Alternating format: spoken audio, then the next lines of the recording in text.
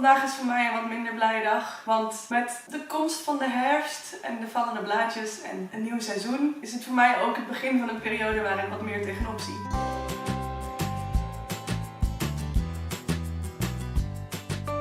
Zoals je weet heb ik last van huidproblemen en uitzicht dat bij mij vooral in eczeem. En in de zomer is dit vaak helemaal niet zo'n probleem. Dan heb ik er niet veel last van, de zon is super goed voor mijn huid. En dan dartel ik een beetje rond als een gelukkige zelf die ik ben. Maar in de herfst wordt het altijd al wat lastiger. Wat voor de meeste mensen bekend staat als het griepseizoen, is eigenlijk ook het zalfseizoen. Gure wind en koude regen zorgt ervoor dat je huid veel harder moet werken om gezond te blijven. En mijn huid is daar niet helemaal tegen bestand. Dus dan zal ik wat meer maatregelen moeten nemen, zodat mijn huid kan winnen tegen de winter. En helaas betekent dat ook dat ik wat meer medicijnen moet gaan gebruiken en wat meer energie moet steken om mijn huid gezond te houden. Vorig jaar heb ik een wat zwaarder jaar gehad, dat weet je ook wel. En dit zorgde ervoor dat ik veel nieuwe maatregelen moest gebruiken. En veel nieuwe medicijnen. En dat zorgt ervoor dat ik dit jaar wat angstiger ben om de herfst in te gaan. Want het was best wel naar, ik heb het best wel zwaar gehad. En ik zou eigenlijk heel erg graag dat niet nog een keer willen meemaken. Ik zou graag deze winter wat gelukkiger en wat makkelijker doorkomen. En dat wat minder energie kost om mezelf op peil te houden. Het stomme is dat als je je zorgen maakt om dingen, dan word je nerveus. En als je nerveus wordt,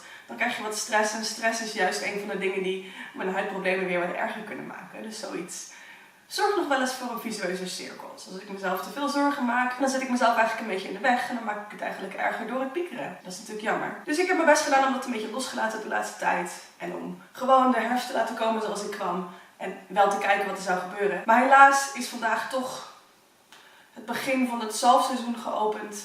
Ben ik bang. En heb ik mezelf toch maar wat zwaardere behandelingen aangemeten. Zit ik hier met mijn ninja kostuum, zoals ik het graag noem. Want het klinkt beter dan niks. En heb ik een fijne kooltrui om het zalf op mijn nek een beetje op de goede plek te houden. En dan heb ik wat handschoentjes. Dus ik ga straks denk ik maar iets leuks doen. Zodat ik mezelf weer een beetje kan opvrolijken en een beetje kan vergeten dat ik helemaal bedekt ben in speciale medicinale kleding. Ik heb een heleboel geleerd vorig jaar. Dat ga ik allemaal inzetten. En dan gaat het allemaal goed komen, hoop ik. Het is gewoon fijn om de kleren aan te doen waar je jezelf het leukst in voelt. En voor mij zijn dat deze kleren niet helemaal. Ik hoop dat ik je niet veel sipheid heb bezorgd met de vlog van vandaag. Maar ja, het lukt me ook niet altijd om helemaal opgewekt te zijn. Soms ben ik ook sip. En ik dacht, nou, ik kan het wel doen alsof het er niet is. Maar ik ga het gewoon lekker allemaal aan je laten zien. En ik hoop dat je dat goed vindt. In ieder geval wens ik je heel veel wetenschap. Heel veel liefs.